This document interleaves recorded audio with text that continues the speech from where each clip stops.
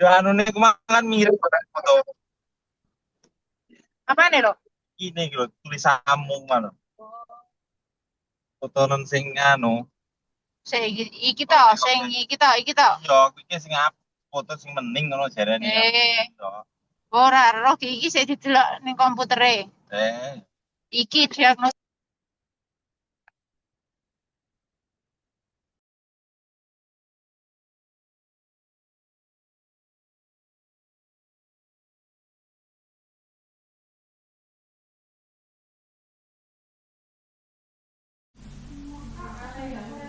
Assalamualaikum warahmatullahi wabarakatuh. Selamat siang Ibu.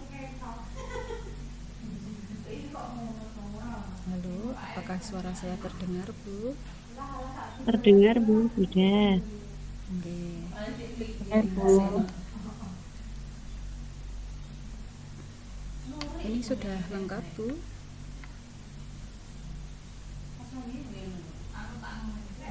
Langsung saya mulai nggih Belum untuk Bu, materi belum lengkap materi. semuanya. Oh nggih, ditunggu berapa menit? Karena tadi kan sudah gabung dari Bu Mirna nggih.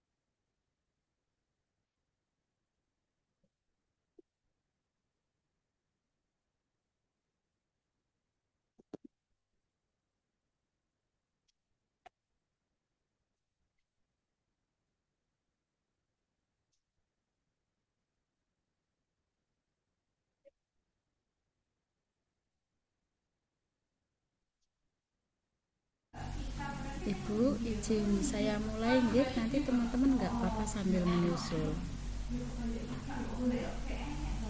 Ya Bu. Pada siang hari ini kita ketemu di pertemuan pertama untuk Zoom pertama kali ya Bu ya, membahas tentang materi kebijakan dan program kesehatan. Di sini pada pertemuan pertama kita membahas konsep ekuitas, efisiensi dan dimensi kebijakan. Ada 2 semester, di semester 7 kalau di reguler.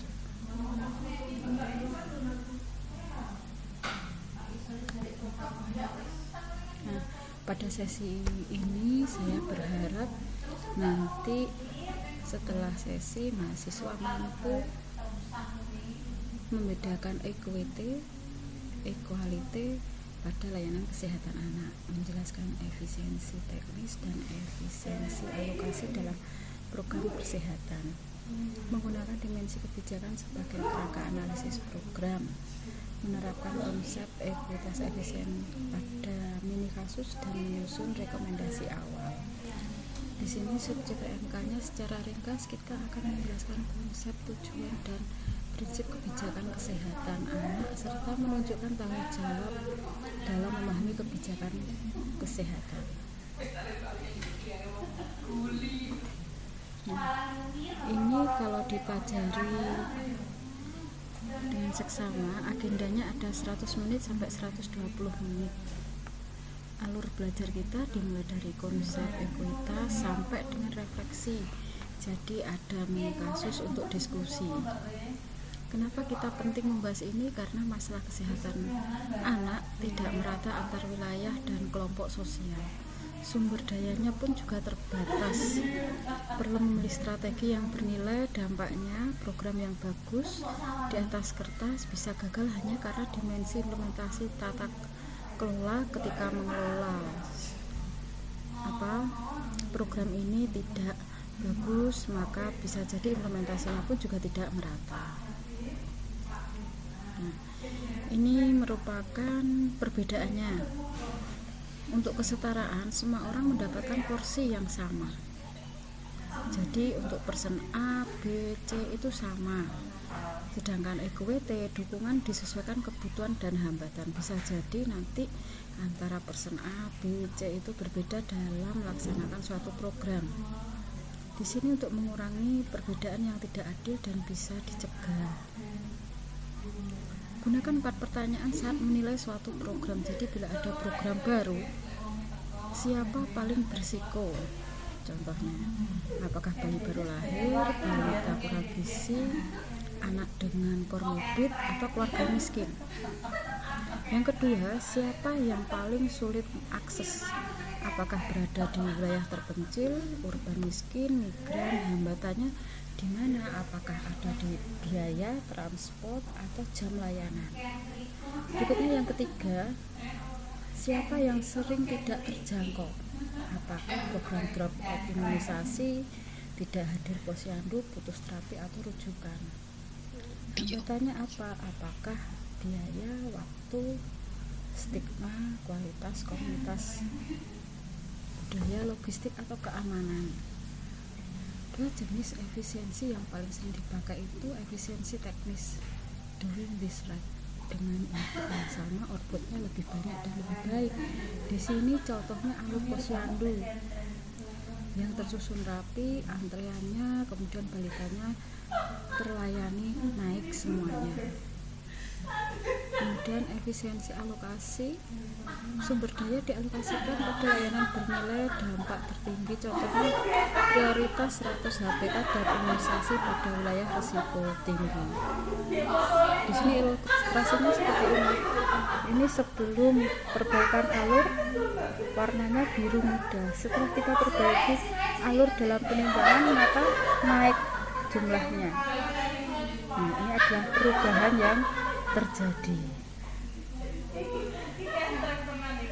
Kemudian sering data trade off.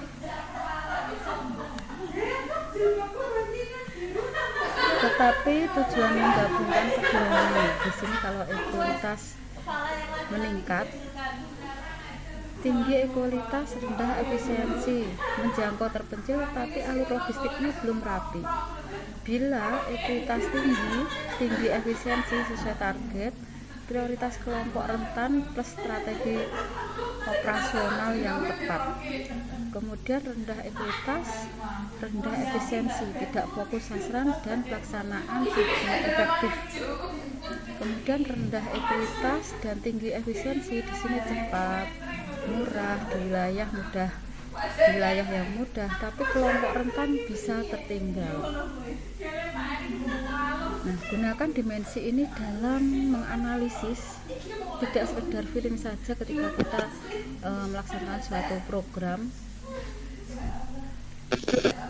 Tujuan dan sasaran, apakah target kesehatan anak ini ingin dicapai, siapa sasarannya, kemudian cek lagi strategi atau intervensi apa yang paling relevan dengan masalah, kemudian implementasi, siapa pelaksananya supaya program nanti juga lebih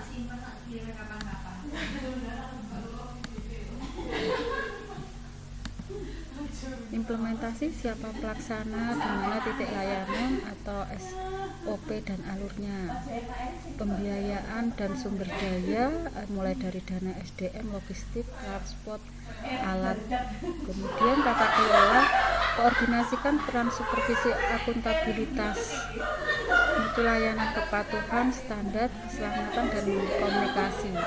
Nah, yang terakhir dalam suatu program itu monitoring, evaluasi, indikator dan penggunaan data untuk perbaikan. Nah, ini contoh kasus, misalkan cakupan imunisasi dasar lengkap tinggi di pusat kecamatan tetapi rendah di dusun atau pinggiran. Banyak ibu bekerja sebagai buruh harian, posyandu buka pagi, transportasi sulit, dan ada kekhawatiran demam pasca imunisasi. Stok vaksin kadang kosong karena keterlambatan distribusi. Nah, ini kalau saya di reguler, saya memberikan penugasan seperti ini, Bu. ada tugas kelompok, jadi diskusi waktu 25 sampai 30 menit. Ini identifikasi masalah ekuitas, siapa tertinggal dan hambatan. Identifikasi masalah efisiensi alur logistik, jam layanan SDM.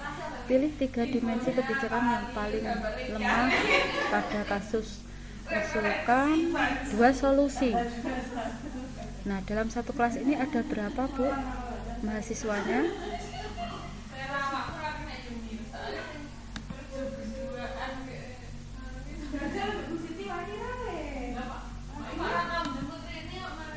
Suara saya terlalu pelan, Kak, Bu? Nyun sewu Ibu, suaranya itu terlalu pelan dan di belakang ramai sekali. Oh gitu, nggak apa-apa. Nanti untuk materi ini akan saya share, Bu. Jadi rekamannya pun juga akan saya share, jadi bisa tetap ibu-ibu kapan saja mau mendengarkan materinya juga tetap bisa terdengar dengan baik. Nah, dalam satu kelas ada berapa siswa, Bu?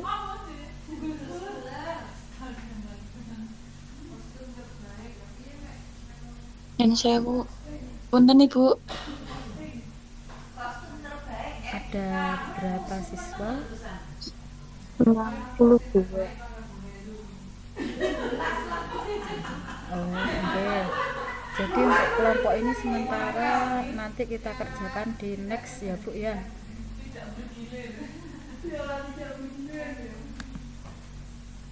Nah, rekomendasi yang dianggap kuat ini jika Ibu menjawab soal diskusi tadi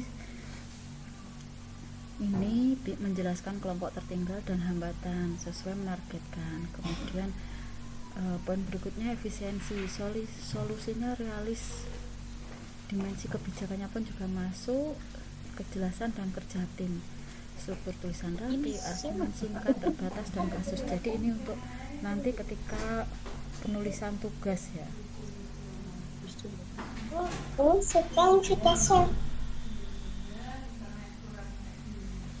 Nah, kalau refleksi nanti untuk penilaian ada 3 hal baru yang saya pahami, ada pertanyaan yang masih mengganjal, contoh penerapan di lapangan. Baik, nah ini tugas tadi kan kita terapkan ketika dari kecamatan kemudian di pinggiran, tapi hasilnya rendah.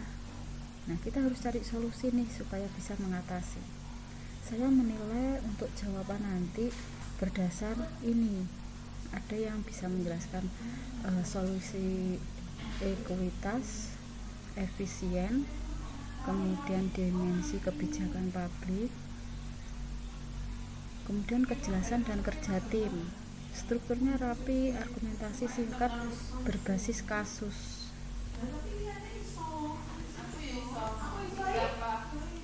Nah, dari sini apakah ada pertanyaan, Bu?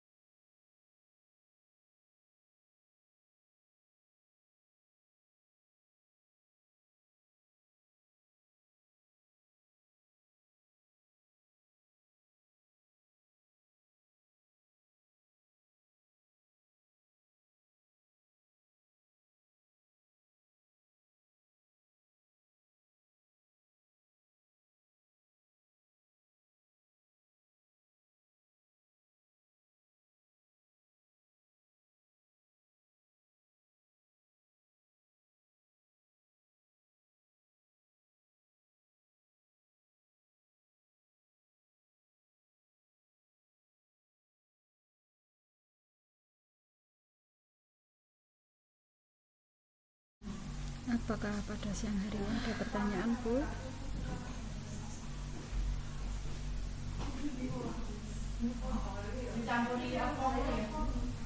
Sementara belum, Bu. Belum. Ini untuk siang hari ini saya akhiri. Apakah besok ada kuliah lagi Bu. Bila tidak ada kuliah saya izin untuk di pertemuan kedua, saya zoom untuk pertemuan kedua. Bu, ngapunten. Ibu. Bu, ngapunten. Nggih, gitu. Tadi kan jenengan nge-share yang untuk ada tugas itu nggih Bu. Itu apakah nanti harus dikerjakan atau pripun nggih Bu? Sementara belum dulu Bu. Oh Apakah nggih. ibu-ibu mau mengerjakan tugas? Mboten Bu. Sasar nggih nanti. Nggih, nggih. Terima kasih Bu. Nggih, sama-sama Ibu. Jika tidak ada pertanyaan, kuliah siang pada siang hari ini saya tutup. Kita akan ketemu lagi pertemuan kedua Zoom ya Bu. Saya coba jadwalkan Zoom supaya nanti sebelum UAS nanti saya bisa share untuk soal-soal kisi-kisi UASnya nanti. Oh iya Bu, terima kasih Bu. Nggih, Terima sama-sama. kasih Bu. Saya Ibu, tutup terima kasih. perkuliahan pada siang hari ini. Terima kasih Ibu-ibu. Kita ketemu lagi next time dalam keadaan sehat walafiat. Amin. Amin. Selamat siang. Amin. Assalamualaikum warahmatullahi wabarakatuh. Waalaikumsalam warahmatullahi wabarakatuh. Terima kasih Bu. Sami-sami Bunda. Monggo kalau ada yang mau live, selamat kembali beraktivitas. Bu.